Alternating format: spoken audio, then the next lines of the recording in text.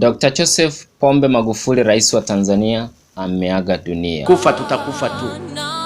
Unaweza ukafa kwa malaria, ukafa kwa kansa, ukafa kwa magonjwa mengine, kwa sababu kufa kupo. Lakini kamwe tusimwache Mungu. Kifo cha Rais Magufuli kilithibitishwa Machi 17 na naibu wa rais Mama Samia Suluhu Hassan, aliyetangaza kwamba Rais Magufuli alifariki kutokana na ugonjwa wa moyo katika hospitali ya Msena. Tumempoteza kiongozi wetu shupavu, Rais wa Jamhuri ya Muungano wa Tanzania, Mheshimiwa Dr. John Pombe Joseph Magufuli, ambaye amefariki kwa maradhi ya moyo.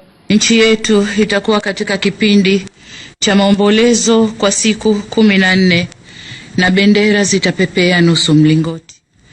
Bwana ametoa, jina lake lihimidiwe. Asanteni sana.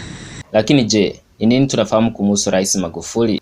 Mzaliwa wa tarehe 19 Oktoba mwaka 1959, Bwana Magufuli aliingia mamlakani kama rais mwaka 2015, akionekana mchapakazi na mwadilifu. Mwalimu huyu wa zamani wa kemia aliingia siasa miaka ya 90 na kupata umaarufu alipowania urais kwa muhula wake wa kwanza, licha ya kuonekana mtu wa kawaida tu. Alipokabiliana na corona, Rais Magufuli aliwashangaza wengi.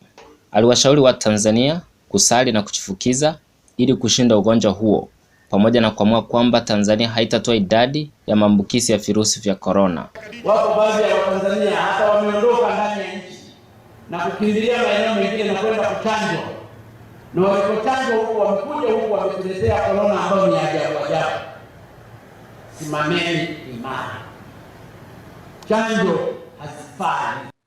Kwa hiyo niombe sana Tarehe 22 Machi, Rais Mama Samia Suluhu aliongoza shughuli ya kitaifa ya kumwomboleza Magufuli, shughuli iliyohudhuriwa na marais mbalimbali wa Afrika pamoja na mamia na maelfu ya Watanzania na wakazi wa Dodoma na viunga vyake, ikifuatia shughuli ya kumlaza atakapozikwa daima kijijini Chete.